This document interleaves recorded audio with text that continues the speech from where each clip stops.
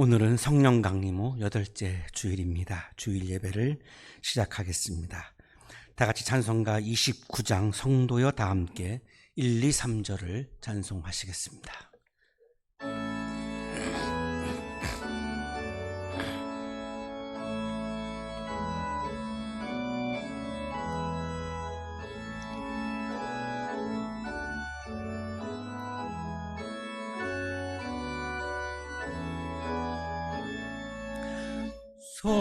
성도여 다 함께 할렐루야 아멘. 주 찬양하여라 할렐루야 아멘. 주 보좌 앞에서 택하신 은혜를 다 찬송하여라 할렐루야 아멘. 만문을 열어라 할렐루야 아멘. 온 하늘 울려라 할렐루야 아멘. 인도자 되시며 친구가 되신 주, 그 사랑 끝없다 할렐루야 아멘.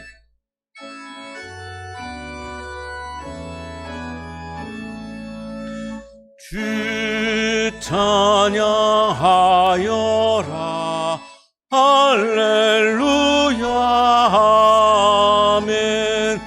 찬양은 끝없다 할렐루야 아멘. 거룩한 집에서 순종 기리며 늘 찬송 부르자 할렐루야 아멘.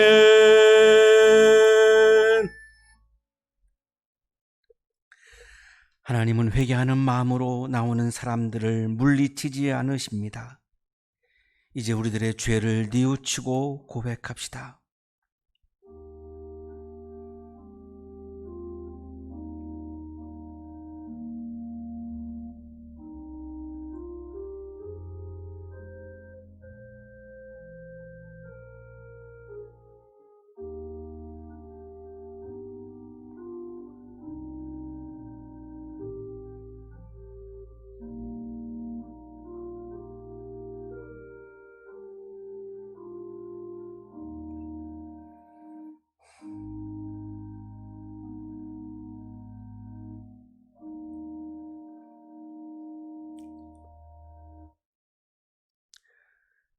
우리가 우리 죄를 자백하면 하나님은 신실하시고 의로우신 분이셔서 우리 죄를 용서하시고 모든 불의에서 우리를 깨끗하게 해 주실 것입니다.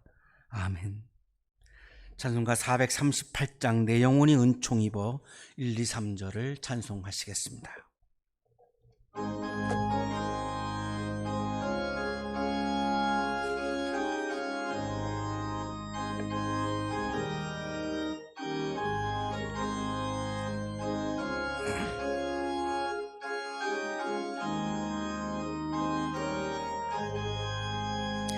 내 영혼이 은총 입어 중한 죄 짐 벗고 보니 슬픔 많은 이 세상도 천국으로 와도다 할렐루야 찬양하세. 내 모든 죄 사함 받고 주 예수와 동행하니 그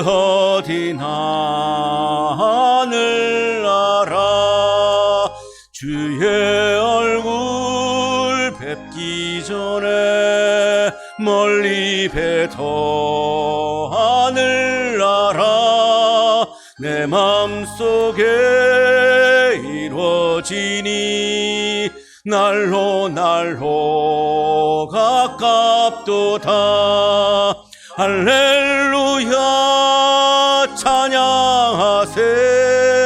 내 모든 죄 사함 받고 주 예수와 동행하니 그 어디나 하늘나라.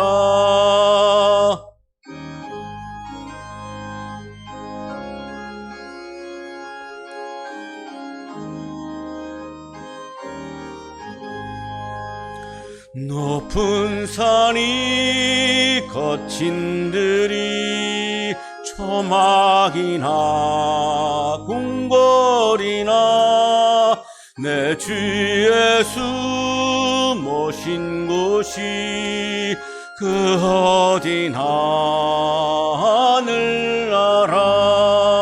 할렐루야 찬양하세.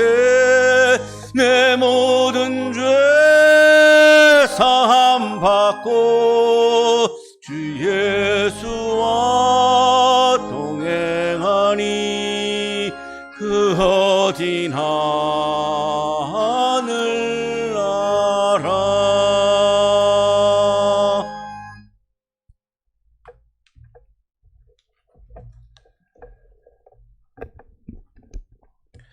다 함께 기도하시겠습니다. 고마우신 하나님, 감사를 드립니다. 한 주간 동안에도 하나님의 사랑으로 우리를 다스려 주시고 우리가 하나님의 자녀로서 온전하게 살아갈 수 있도록 인도하여 주시는 주님의 은혜에 감사를 드립니다. 또한 우리가 부족하고 연약한 삶을 살아감에도 성령을 보내주시사 우리를 도와주시고 죄 가운데 거하지 않도록 우리를 지켜주시는 하나님의 크신 은혜에 감사를 드립니다.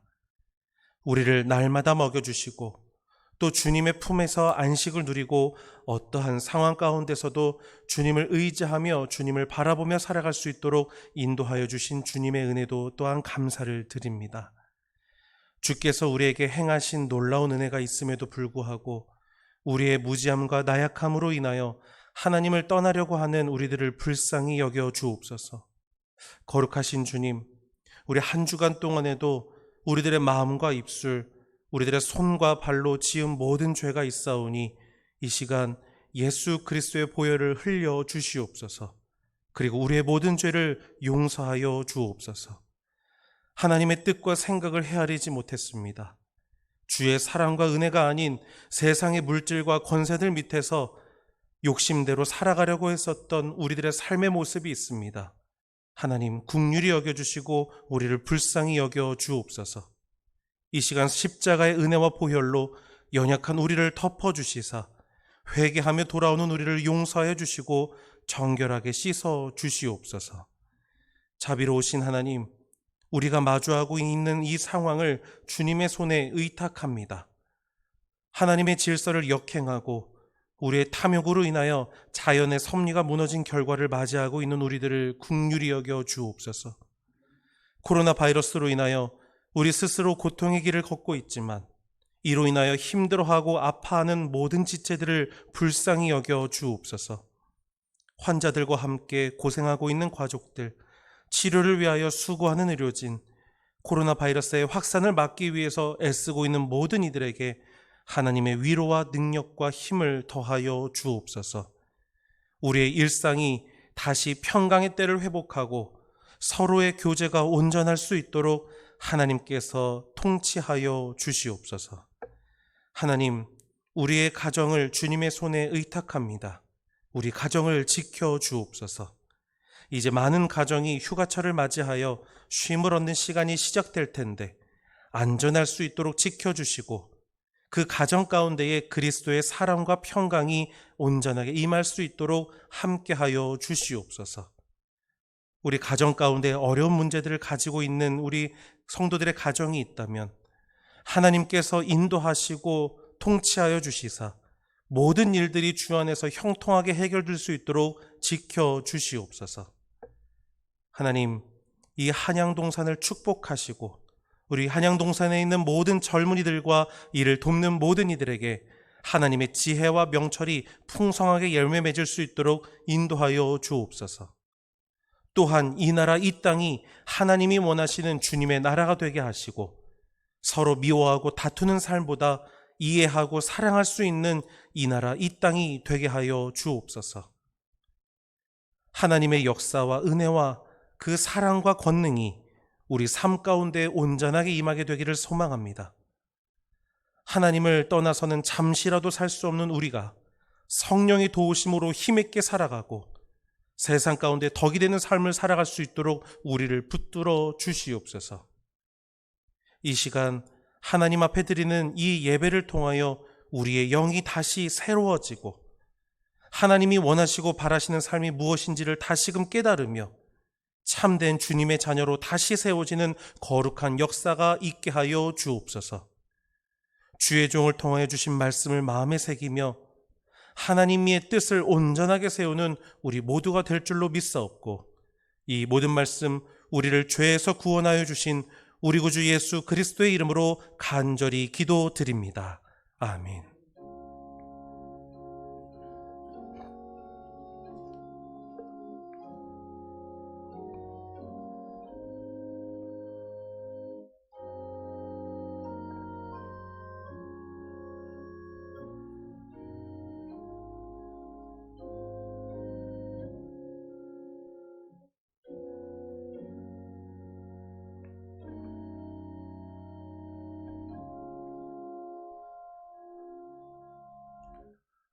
이 시간 우리에게 주신 하나님의 말씀 마태복음 13장 31절에서 33절 그리고 44절에서 52절까지의 말씀입니다. 예수께서 또 다른 비유를 들어서 그들에게 말씀하셨다. 하늘나라는 겨자씨와 같다. 어떤 사람이 그것을 가져다가 자기 밭에 심었다. 겨자씨는 어떤 씨보다 더 작은 것이지만 자라면 어떤 풀보다 더 커져서 나무가 된다. 그리하여 공중의 새들이 와서 그 가지에 깃들인다. 예수께서 또 다른 비유를 그들에게 말씀하셨다. 하늘나라는 누룩과 같다. 어떤 여자가 그것을 가져다가 가루 서말 속에 살짝 섞어서 넣으니 마침내 온통 부풀어 올랐다. 하늘나라는 밭에 숨겨놓은 보물과 같다. 어떤 사람이 그것을 발견하면 제자리에 숨겨두고 기뻐하며 집에 돌아가서는 가진 것을 다 팔아서 그 밭을 산다. 또 하늘나라는 좋은 진주를 구하는 상인과 같다. 그가 값진 진주 하나를 발견하면 가서 가진 것을 다 팔아서 그것을 산다. 또 하늘나라는 바다에 그물을 던져서 온갖 고기를 잡아 올리는 것과 같다. 그물이 가득 차면 해변에 끌어올려 놓고 앉아서 좋은 것들은 그릇에 담고 나쁜 것들은 내버린다. 세상 끝날에도 이렇게 할 것이다. 천사들이 와서 의인들 사이에서 악한 자들을 가려내서 그들을 불아궁에 쳐넣을 것이니 그들은 거기서 울며 이를 갈 것이다. 예수께서 제자들에게 너희가 이것들을 모두 깨달았느냐 하고 물으시니 그들이 예 하고 대답하였다. 예수께서 그들에게 말씀하셨다. 그러므로 하늘나라를 위하여 훈련을 받은 율법학자는 누구나 자기 곳간에서 새 것과 낡은 것을 꺼내는 집주인과 같다. 복음서의 말씀입니다.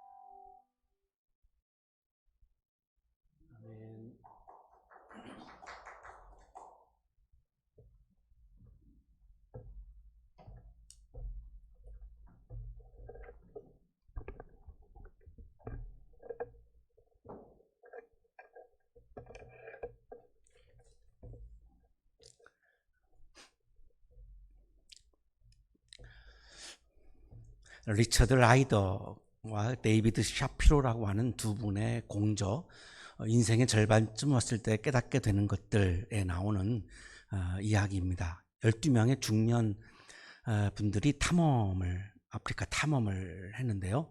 한 12,000km 정도 행군을 한 끝에 마사이족 족장 코이에를 만나게 되었습니다. 12명의 일행 중에 이 리더가 딕이라고 하는 분이었는데, 이 딕은 아주 최신에 나온 아주 최신 패션의 그런 좋은 배낭을 메고 있었고요. 그 배낭 안에는 여행에 필요한 잡동사니 모든 것이 다 아주 최신의 물건들로 이렇게 채워져 있었습니다. 만났을 때 코이에는 창 한 자루 그리고 막대기 하나 이렇게 들고 있었고, 딕은 그 코이 앞에서 배낭에 있는 물건들을 다 꺼내놓고 이렇게 자랑을 했습니다. 한참 듣던 코이에가 이렇게 말합니다. 이 모든 것이 당신을 행복하게 해줍니까? 이 모든 것이 당신을 행복하게 해줍니까? 우리도 많은 것들을 소유하고 살고 있습니다. 또 많은 것들을 소유하려고 굉장히 노력을 많이 하면서 살고 있는데, 코이에가 우리들에게 하는 질문은 당신이 얻고자 하는, 당신이 혹은 소유하고 있는 그 모든 것들이 다 당신을 행복하게 해줍니까? 라고 하는 질문입니다. 이 질문을 받은 딕이 한 대 딱 얻어맞은 그런 느낌이었고요. 가방을 다시 싸기 시작합니다. 그래서 필요 없는 것들은 다른 사람들한테 나누어 주고 굉장히 가방을 이렇게 가볍게 줄이고 나서 더 즐거운 여행을 하게 됩니다. 이 책 3장의 제목이 인생에는 중요한 것이 많다, 그러나 중요하지 않은 것이 더 많다라고 하는 제목인데요. 한 부분을 인용하겠습니다. 우리의 삶은 여행이다. 그다지 길지도 않을 뿐더러 한 번밖에 할 수 없는 이 여행이 우리가 가진 전부다. 우리는 한 번밖에 살 수 없죠. 그리고 길지도 않죠. 눈 깜빡할 사이에 인생이 다 이렇게 지나갑니다. 우리 현준 씨는 와닿지 않겠지만 내가 살아보니까 굉장히 빠르게 지나갑니다. 제가 벌써 60인데요. 20대가 어저께 같은데 40년이 그냥 확 갔습니다. 바로 그런 이유 때문에 사람들은 여행 가방이 짓누르는 무게에 시달린다. 황무지로 떠나는 여행을 상상해 보자. 짐을 어떻게 꾸려야 할까? 많지도 적지도 않은 짐이란 과연 어느 정도일까? 코이의 질문 앞에서 우리가 고민하게 되는 것은, 그렇다면 적당하게 우리가 인생의 여행을 살아가면서 적당하게 가지고 가는 것은 도대체 어느 정도인가? 명확하지가 않죠. 낯선 곳을 탐험하는 사람들처럼 우리도 어쩔 수 없이 이렇게 물어야 한다. 내가 꼭 가져가야 할 것은 무엇인가?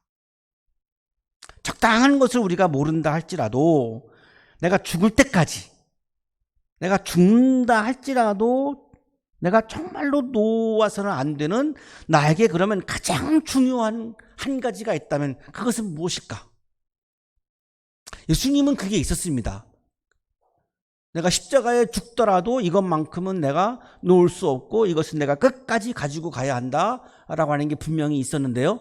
그럼 나는 과연 그게 뭘까? 여행이 중반에 이르면 사람들은 종종 너무 많은 짐 때문에 지쳐버리고 만다. 나를 행복하게 해주지도 않은 많은 것들 때문에 우리가 치이면서 살고 있다는 이야기죠. 특히 삶의 중턱쯤에 접어들면 대부분 그런 생각을 하게 된다. 그래서 죽기 아니면 까무러치기의 심정이 되고 만다. 책임감과 집착에 억눌려 모든 것을 벗어던지고 이제 그만 포기하고 싶어진다. 나를 억누르는 것들이 너무나 많아지다 보면 내가 왜 이렇게 살고 있지? 이게 왜 중요하지도 않은 것들을 나는 이렇게 붙잡고 내 어깨를 짓누르면서 살아갔을까 하는 순간 아예 삶과 인생을 포기하기도 하고 때로는 목숨을 포기하기도 된다는 겁니다. 이른바 중년의 위기가 찾아오는 것이다. 아프리카를 탐험할 때는 다들 무엇을 갖고 가야 하는지 잘 알고 있다. 하지만 무엇을 두고 가야 하는지에 대해서는 말문이 막혀버린다. 죽을 때까지, 죽는다 할지라도 내가 놓을 수 없는 가장 중요한 한 가지는 무엇일까가 분명해져야 이것은 내가 놓을 수도 있는 것들이었구나가 분명해지겠죠. 코이의 마사이족 족장이 오늘 아침 우리들에게 주는 질문은, 또 예수께서 우리들에게 주시는 질문은, 죽는다 할지라도 정말로 놓을 수 없는 당신이 가장 중요하게 여기고 있는 것은 무엇입니까? 라고 하는 그런 질문입니다.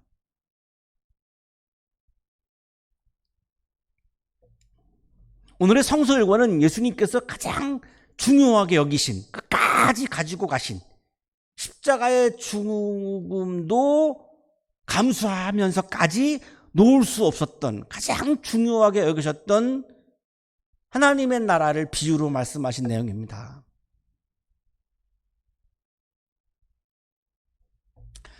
한국교회는 예수님이 가장 중요하게 여기셨던 것에 대해서 영혼구원 혹은 교회 성장 이렇게 주장을 하시는데요.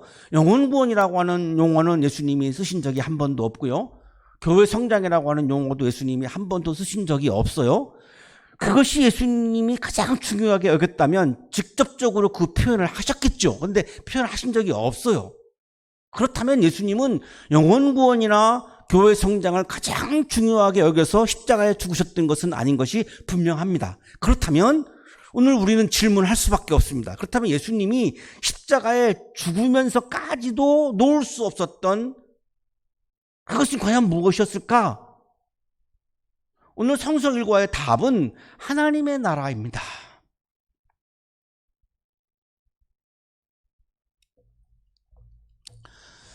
주전 63년에 유대가 로마에 의해서 정복됩니다. 폼페우스 장군이 유대를 침공해 들어가가지고 유대를 지배하는데요. 7세기 무슬림이 팔레스타인을 점령할 때까지 무려 700년간 로마의 지배가 계속되었습니다. 유대인들은 로마의 식민지로 700년을 산 거죠. 우리가 일제의 노예를 36년간 살았는데요. 그 노예 일대 생겨난 여러 가지 아픔들이 아직까지도 치유되지 않고 있죠. 근데 여기는 지금 무려 700년을 로마의 노예로 산 거니까 상상이 안 갈 정도입니다. 로마의 초대 황제가 옥타비아누스인데요. 주전 27년부터 서기 14년까지 통치를 했습니다. 공화정, 로마의 공화정을 무너뜨린 그런 초대 황제죠. 그러니까 예수님이 탄생하실 때에는 로마의 황제가 옥타비아누스였습니다. 원로원으로부터 신에게만 부여되어지는 칭호 아우구스투스라고 하는 존엄한 자라고 하는 그 칭호를 받아서 사실상 옥타비아누스는 신이었습니다. 유대의 나라를 직접 통치할 수 없으니까 위탁을 합니다. 그게 이제 헤롯 대왕입니다. 헤롯 대왕의 유대의 통치권을 위탁을 했는데요. 헤롯 대왕이 통치하다가 주전 4년에 죽습니다. 그러니까 이제 통치하던 유대 영토를 여러 개로 나누어 가지고 아들들에게 이제 분배를 하는데, 예수님이 태어나서 사셨던 이 갈릴리 지역은 헤롯 안티파스에게 상속이 됐습니다. 그래서 헤롯 안티파스가 예수님이 사셨던 이 갈릴리 지역을 통치를 한 거죠. 이때의 로마 황제는 이제 티베리우스였는데 2대 황제입니다. 이 티베리우스 황제에 잘 보이기 위해서 이 갈릴리 지역의 수도인 세포리스라고 하는 도시를 지었고, 그리고 로마식 휴양 도시인 티베리아스라고 하는 도시를 건설해서 로마인들로 하여금 여기에 와서 이제 휴양을 하도록 한 겁니다. 자, 이 두 개의 도시를 짓기 위해서 유대인들은 강제 노동에 시달릴 수밖에 없고요. 그리고 굉장히 많은 세금을 낼 수밖에 없는 거죠. 그러니까 유대 사람들은 삶이 굉장히 궁핍해지고 피폐해지고 강제 노동에 시달리면서 인간답지 않은 그런 삶을 살 수밖에 없는 거죠. 이때 예수님의 사역이 이루어졌습니다. 로마의 식민지를 살면서 강제노동에 시달리고 많은 세금을 내고 아주 비인간적인 하나님의 형상이 다 박탈당한 짐승과 같은 삶을 살아갈 때 예수님이 나타나셔서 말씀을 하기 시작한 겁니다. 자, 이런 상황에서 예수님이 하시는 말씀이 괜찮아, 참아, 그냥 죽어서 천당 가면 되지. 과연 이렇게 무책임하게 말씀을 하신 게 예수님의 말씀일까요? 납득이 되지 않죠.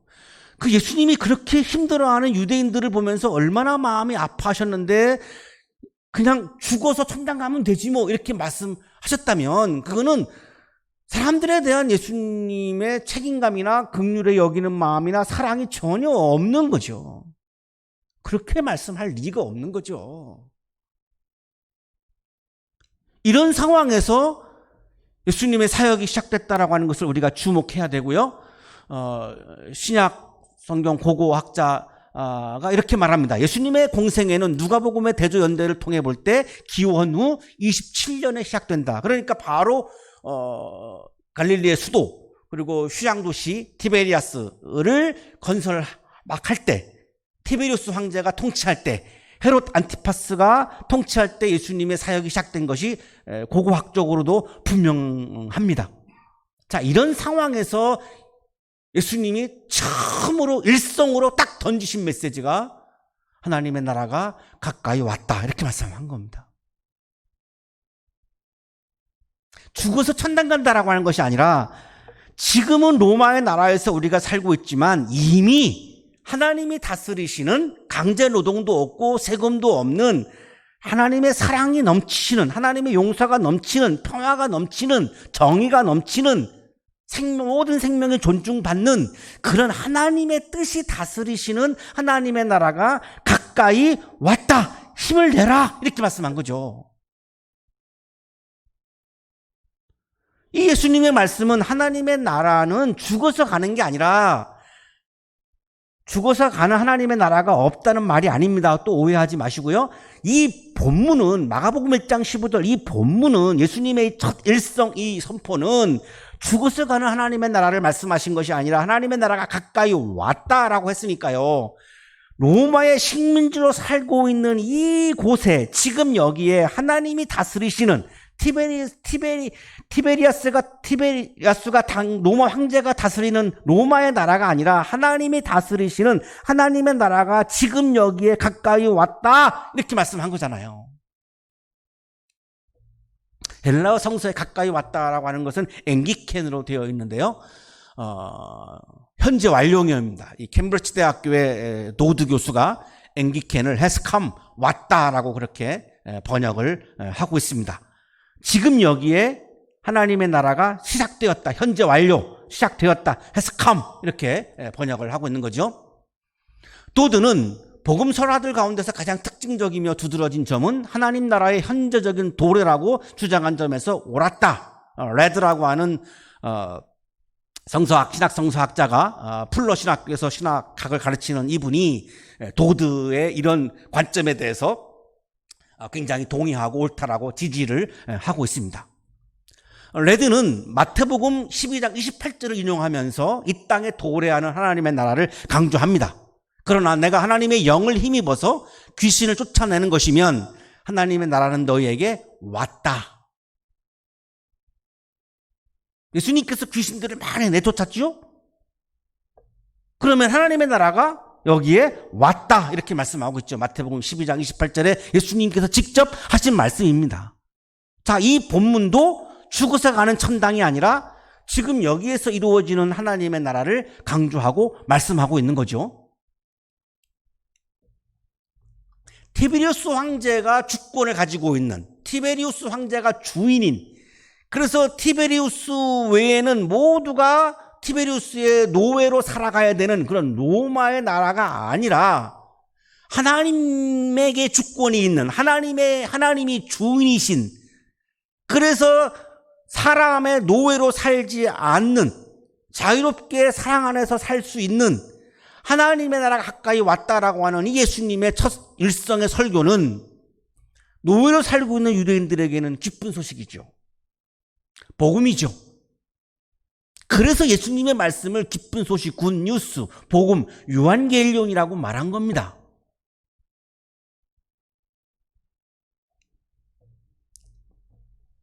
예수님의 가장 중요한 선포는 3년 동안 공생애 동안에 예수님이 하신 말씀의 가장 핵심은 영혼 구원이 아닙니다. 교회 성장도 아닙니다. 하나님의 나라입니다. 영혼 구원을 펼쳐가고요. 교회 성장을 펼쳐가는 것에 대해서 반대하지 않습니다. 그것을 반대하는 것이 아니라 예수님의 메시지의 핵심은 하나님의 나라다. 이거는 분명히 하자는 것입니다.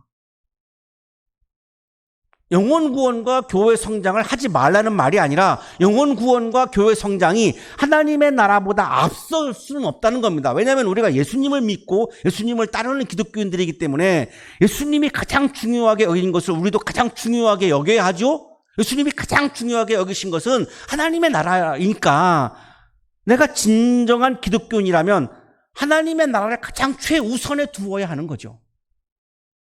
우리들의 인생의 가방에, 우리들의 인생의 여행 가방에 다른 거는 다 빼더라도 하나님의 나라만큼은 움켜잡고 죽을 때까지 가야 하는 거죠. 레드의 설명입니다. 현대 학자들은 하나님의 나라가 예수의 중심 메시지라는 견해에 일치하고 있다. 모든 성서학자들이 다 이거를 인정하고 있습니다.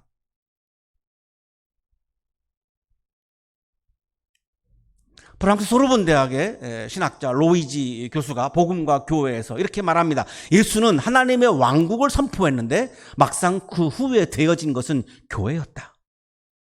교회가 하나님의 나라를 대치하면서 하나님의 나라는 교회에서 사라졌다. 이렇게 말한 거죠. 그러면 예수를 따르는 게 아니죠. 자, 예수님께서 가장 중요하게 여기신 것은 하나님 나라인데요.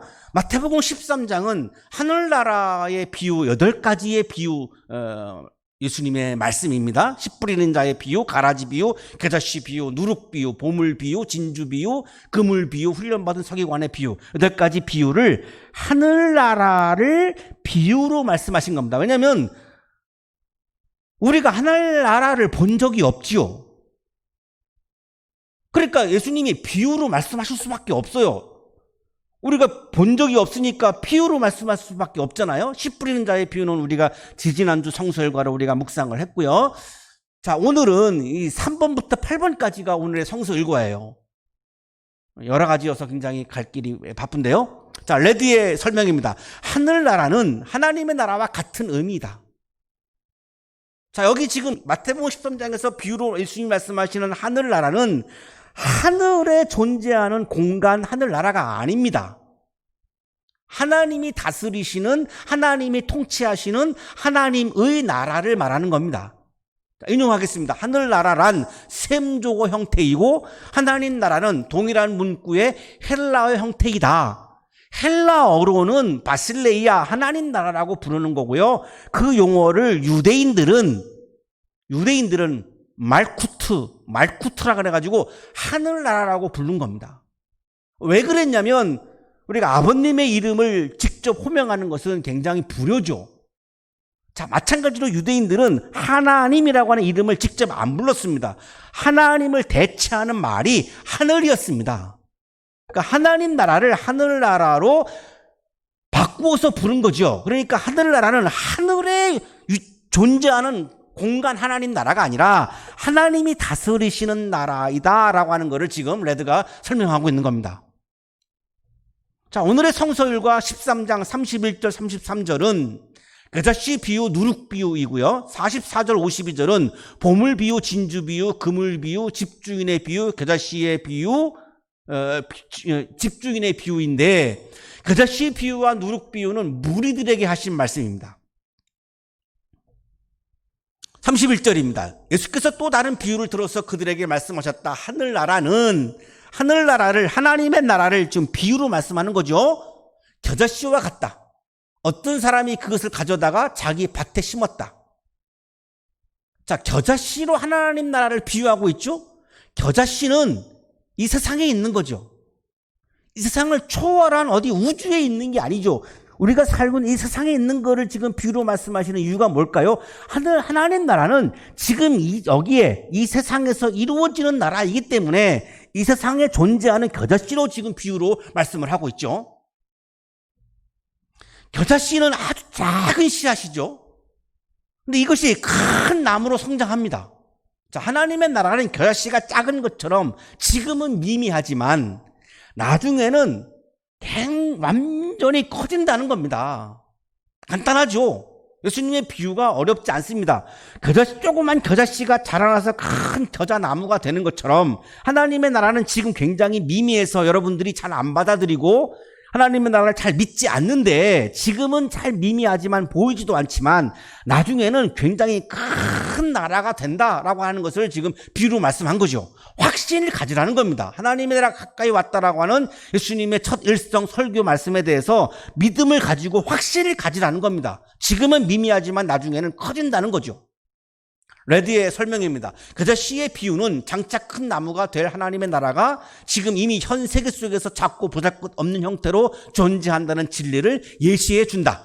예수의 대답은 하나님의 나라가 처음에는 작은 씨앗에 불과하지만 나중에는 큰 나무가 될 것이라는 것이었다. 자, 그 다음 두 번째로 이제 누룩에 대해서 말씀하시는데 누룩도 어디 우주에 존재하는 게 아니라 우리가 살고 있는 생활 현장에, 우리들의 삶의 현장에 존재하는 거죠. 하늘나라는 누룩과 같다. 어떤 여자가 그것을 가져다가 가루 서말 속에 살짝 섞어 넣으니 마침내 온통 부풀어 올랐다. 반죽된 밀가루에다가 누룩을 넣어서 빵을 만들죠. 그러면 처음에는 누룩은 미미하죠. 그런데 이 누룩이 밀가루를 완전히 변화시켜가지고 빵까지 이르게 하는 거죠. 예수님께서 누룩비를 통해서 누룩이 은밀하게 가루 반죽을 완전히 변화시키는 것처럼 하나님의 나라가 현재는 잘 보이지 않지만 나중에는 세상을 완전히 변화시킨다라고 말씀한 거죠. 확신을 가지라는 거죠. 믿음을 가지라는 거죠. 하나님의 나라가 이루어지지 않을 거라고 우리는 추측하면서 하나님의 나라는 죽은 다음에 있다라고 우리가 생각을 하면서 지금의 삶에 대해서 절망을 하게 되죠. 왜? 하나님의 나라를 안 믿으니까. 믿으라는 거죠. 예수님은 누룩을 말씀하시면서 분명히 이 세상을 변화시킬 거니까 믿으라는 거예요. 성서학자 레드의 설명입니다. 예수의 대답은 적은 양의 누룩을 일정한 양의 가루 속에 넣을 때 아무런 일도 생기지 않는다는 것이었다. 사실 누룩은 가루 반죽에 의해서 아주 삼켜진 것처럼 보인다. 그러나 결과적으로 어떤 일이 생기기 시작한다. 결과는 가루 반죽의 완전한 변화이다. 그 미미한 누룩이요, 많은 양의 밀가루 반죽을 완전히 변화시켜가지고서 빵을 만들어내는 어마어마한 변화를 일으킨다는 거죠. 이게 하나님 나라의 원리라는 거예요. 지금은 아무것도 아닌 것처럼 보이지만, 없는 것처럼 보이지만, 이루어지지 않을 것처럼 보이지만 반드시 지금 여기에 이 땅에 이루어진다는 거죠. 자, 그 다음에 이제 보물 비유부터는 제자들에게 하신 말씀인데요. 하늘나라는 밭에 숨겨놓은 보물과 같다. 어떤 사람이 그것을 발견하면 제자리에 숨겨두고 기뻐하며 집에 돌아가서는 가진 것을 다 팔아서 그 밭을 산다. 보물 비유, 진주 비유, 그물 비유, 집주인의 비유, 네 가지는 제자들에게 하신 말씀이에요. 이 보물 비유를 통해서 예수님은 비싼 값을 주고 보물을 얻는 것처럼 하나님의 나라는 인간의 삶에서 가장 소중한 거라고 지금 말씀하고 있는 겁니다. 고대 사회에서는 밭이 은행이었습니다. 이스라엘은 전쟁이 많으니까요, 전쟁터에 나갈 때 보물을 땅 속에다가 묻어서 보관합니다. 그런데 이 전쟁에 나간 이 보물의 주인이 유언을 하지 못하고 전쟁터에서 죽을 수도 있고요, 포로로 끌려가가지고서 이제 외국에서 최후를 맞이하는 경우도 있고, 그렇게 되면 아무도 모르죠. 그런데 누군가가 농사를 짓다가 땅에서 그 보물을 발견한 거예요. 그러면 그 보물을 발견한 사람은 자기의 모든 것을 다 팔아서 그 밭을 사는 거죠. 왜? 그 밭 안에 보물이 있으니까요. 내 모든 것을 다 팔아서 그 밭을 삽니다. 자, 이런 것처럼 하나님의 나라는 나의 모든 것을 지불하고서라도 내가 얻어야 하는, 나의 인생에서 가장 중요한, 나의 인생의 가방에 반드시 지녀야 하는, 한국 교회가 반드시 지녀야 하는 그런 보물과 같은 것이 바로 하나님의 나라다라고 지금 말씀하고 있는 거죠. 또 하늘나라는 좋은 진주를 구하는 상인과 같다. 이제 진주 비유인데요. 역시 진주도 마찬가지죠. 진주 하나를 발견하면 가진 것을 다 팔아가지고 그 진주를 사죠. 예수님은 진주 비유를 통해서 비싼 값을 주고서 진주를 얻는 것처럼, 돈을 아까워하지 않고 우리가 비싼 값을 치르고 진주를 사는 것처럼 하나님의 나라는 가장 소중한 것이라는 거죠. 나의 모든 것을 지불하고 나서라도 내가 얻어야 하는 가장 중요한 거라는 겁니다. 당시에 진주는 굉장히 귀했고요, 유대인 상인들은 페르시아, 인도까지 가서 그 진주를 구했는데, 클레오파트라는 이럭 세스테르티우스라고 하는 로마의 화폐 단위예요. 이럭 세스테르티우스짜리 진주를 소유했습니다. 이때의 로마의 1년 예산이 2억 세스테리우스입니다. 그런데 그 진주가 1억 세스테리우스입니다. 클레오파트라는 이 비싼 값을 치르고서 그 진주를 산 거죠. 왜? 그만큼 진주가 귀했다는 겁니다. 그런 것처럼 하나님의 나라는 우리 그리스도인들에게 가장 중요한 진주와 같은 거라는 거죠. 성서학자 레드의 설명입니다. 하나님의 나라가 무한한 가치를 지니기 때문에 다른 모든 소유보다도 귀하다는 점이다. 그 다음 세 번째가 그물 비유입니다. 하늘나라는 바다에 그물을 던져서 온갖 고기를 잡아 올리는 것과 같다. 그물이 가득 차면 해변에 끌어올려 놓고 앉아서 모든 좋은 것들은 그릇에 담고 나쁜 것들은 내버린다. 자, 예수님께서 그물 비유를 통해서 그물에 좋은 고기와 나쁜 고기가 모두 들어오죠. 그물을 우리가 고기를 골라서 잡을 수는 없죠. 좋은 고기, 나쁜 고기 뭐든지 다 이 그물에 들어오는 것처럼 현재의 하나님의 나라에는 좋은 사람, 나쁜 사람 다 포함된다는 거예요. 그거를 가릴 수 없다는 거예요. 그물은. 하나님의 나라는, 지금 여기에 존재하는 하나님의 나라에서는 좋은 사람, 나쁜 사람을 가릴 수 없다는 거예요. 가리지 말라는 거예요. 그물은 그것을 가리지 않는다는 거죠. 세상 끝날에 종말에 천사들이 그것을 골라낸다는, 악한 사람들을 골라낸다는 거예요. 그러니까 지금은 그걸 가리지 말라는 거죠. 그래서 바울은 사람은 다른 사람이 악하다 선하다 판단하지 말라고 강조했죠. 고린도전서 4장 5절. 그러므로 여러분은 주님께서 오실 때까지는 아무것도 미리 심판하지 마십시오. 그물은 좋은 고기 나쁜 고기를 가리지 못해요. 자, 그게 하나님 나라라는 거예요. 그러면 오늘날 교회에서는 나는 선하고 너는 악하고, 저 사람은 선하고 저 사람은 악하고, 이렇게 판단하지 말라는 거예요. 그건 그물의 원리에 어긋나요. 하나님 나라의 원리에 어긋나는 거예요.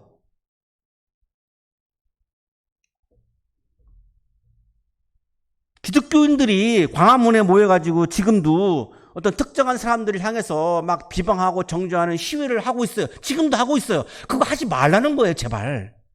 천사들이 할 거라는 거예요. 천사들이 할 거를 왜 니네가 하느냐 이거죠. 갈릴리 바다에 20여 종의 물고기가 있는데요. 그물에서 고기를 다 이제 모으면 이제 물가로 끌어내죠. 유대인들의 청결법에는 물고기 중에서 먹을 수 있는 것과 먹을 수 없는 것을 분명히 구분하고 있습니다. 레위기 11장 12절, 물에서 사는 것 가운데서 지느러미가 없고 비늘이 없는 것은 모두 너희가 피해야 한다. 지느러미가 없는 물고기, 비늘이 없는 물고기는 부정하다, 먹지 말라라고 되어 있습니다, 성경에. 이건 나쁜 고기죠. 예를 들면 고등어, 갈치, 복어, 뱀장어, 게, 새우, 가재, 달팽이, 조개, 굴, 오징어, 문어.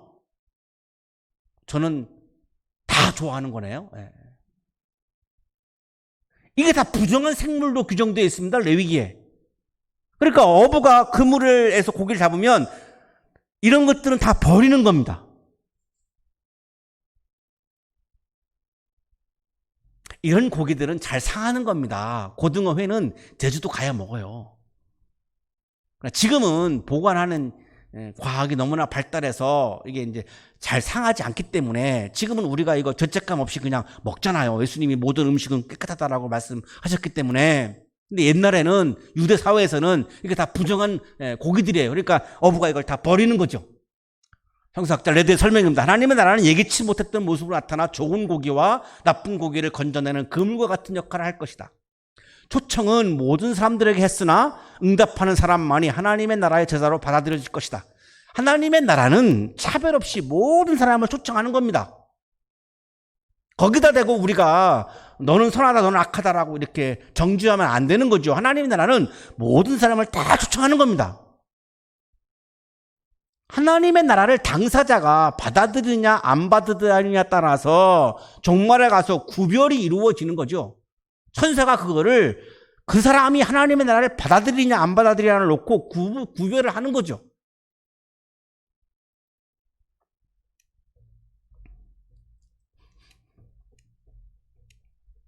자, 마지막 비유, 8번째 비유가 집주인의 비유입니다. 그러므로 하늘나라를 위하여 훈련을 받은 율법학자는 누구나 자기 옷간에서 새 것과 낡은 것을 꺼내는 집주인과 같다. 자, 집주인은 자기 집에 있는 곳간에서 낡은 거, 새 거, 이것들을 이렇게 꺼내죠. 꺼내서 사용을 하죠.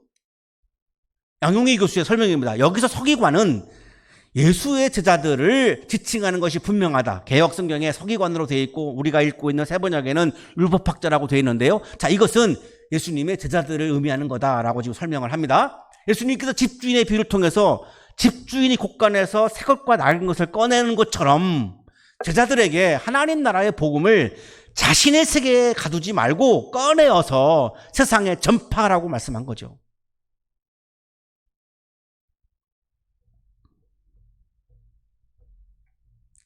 교회를 전파하지 말고 하나님의 나라의 복음을 전파하라고 말씀한 거죠. 교회를 선전하고 교회를 광고하라는 게 아니라 하나님 나라의 복음을 교회는 그리스도인은 전파해야 한다. 그것이 진정한 제자다 이렇게 말씀한 거죠. 예수께서 선포하신 하나님의 나라는 하나님께서 다스리시는 나라이죠. 사람의 지배가 없는 나라입니다. 지배자가 없죠. 그러니까 지배자와 싸울 필요가 없는 평화의 나라죠. 보잘것없는 생명까지도 다 하나님의 형상으로 존중을 받는 나라입니다. 이러한 하나님의 나라를 지금 여기에서, 일상에서, 우리가 살고 있는 삶의 현장에서 겨자씨, 누룩, 그물, 보물, 진주, 이게 다 지금 우리가 살고 있는 세상에서 우리가 다 사용하고 있는 것들이죠. 자, 이런 것처럼 하나님의 나라를 우리들 일상 속에서, 삶의 현장에서, 내가 살고 있는 삶의 상황에서 이것을 조금씩 여자씨가 잘하는 것처럼, 누룩이 변화시키는 것처럼 조금씩 확장해 가기 위해서 최선을 다하는 사람이 바로 진정한 예수님의 제자다라고 예수님이 말씀하신 거죠. 한국의 그리스도인들을 향해서 당신들의 여행 가방에다가 다른 거 다 빼고 하나님의 나라를 여행 가방에다가 넣고 이거를 내가 지금 만나는 사람과 내가 지금 일하고 있는 현장에서 내가 지금 살고 있는 삶의 현장에서 조금씩 확장해 가라. 그게 나의 제자다 이렇게 말씀한 거죠.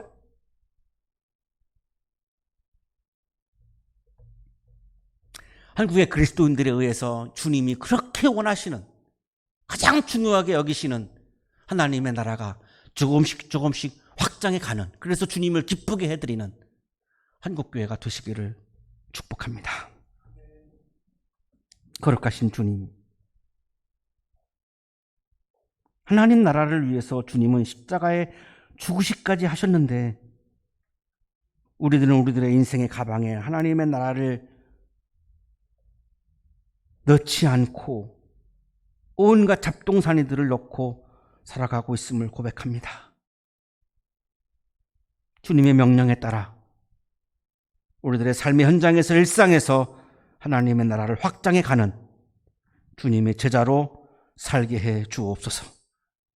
주님을 기쁘게 해드리며 우리들의 기쁨이 충만케 하여 주옵소서. 예수 그리스도 이름으로 기도하옵나이다. 아멘.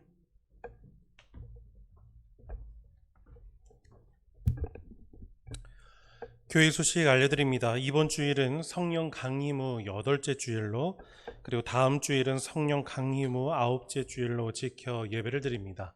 우리 다음 주 성서일과는 마태복음 14장 13절에서 21절까지의 말씀 제목은 먹을 것을 주어라입니다. 우리 주중에 성서일과 말씀을 묵상하시기를 바랍니다. 우리 한양대학교에서는 매일 시간을 정해두고 우리 성도님들 함께 힘써 기도하고 있습니다. 우리 계속해서 기도에 힘쓰시는 우리 성도님들 되시기를 부탁드립니다. 우리 전교인이 합심해서 기도하실 때에 우리 이 나라 그리고 전 세계 가운데 퍼져 있는 이 코로나 사태를 위해서 계속 기도해 주시기를 바랍니다. 우리 국민들의 안전, 환자들과 환자들의 가족들, 그리고 의료진들과 우리 한양대학교 학생들, 유학생들, 우리 한양대학교의 성도들, 한양학원의 모든 가족들 위해서 우리 계속해서 힘써 기도해 주시기를 바랍니다. 우리 교회는 전염병 확산을 막고 교인들의 안전을 지키기 위해서 계속해서 가정에서 영상으로 예배를 드리고 있습니다. 우리 하나님을 향한 신실한 마음 계속 붙들고 우리 하나님께 감사의 제사를 계속 온전하게 드릴 수 있는 우리 성도들 되시기를 바랍니다. 우리 영상에서 예배를 드리실 때에 계좌로 헌금을 드리는 그런 방법으로 함께 하고 있는데요. 계좌로 헌금을 드리신 분들은 우리 정기수 재무부장님께 헌금 항목을 문자로 발송해 주시기를 다시 한번 부탁드립니다. 교회 소식 여기까지입니다. 주님께 예물을 드리겠습니다.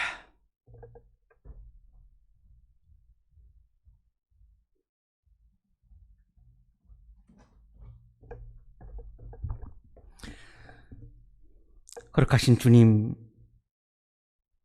하나님의 나라가 가까이 왔다라고 하는 믿음과 확신과 그것을 전파하는 것에 대한 소명을 오늘 우리들에게 주셔서 감사합니다.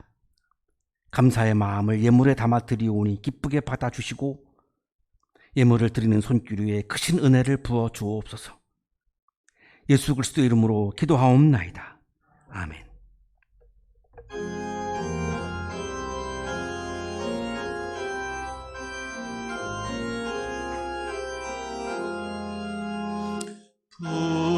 부르심 받들어 내 형제 섬기며 그 주의 뜻을 따라서 내 정성 다하리. 가슴 되어서 늘 기도드리며 내 믿음 변치 않도록 날 도와주소서. 아멘. 이제는 하나밖에 없는 생명까지도 사랑으로 나누어 주시는 예수 그리스도의 은혜와 오늘도 우리에게 말씀을 주시는 하나님의 사랑하심과 생명의 기운을 주시는 성령의 역사하심이 주님께서 가장 귀하게 여기셨던 하나님 나라를 우리들의 마음에 품고 이것을 확장하기 위하여 세상을 향하여 힘차게 나아가는 우리 모든 한양 가족들의 삶 속에 지금부터 영원토록 함께 하시기를 간절히 축원하옵나이다. 아멘.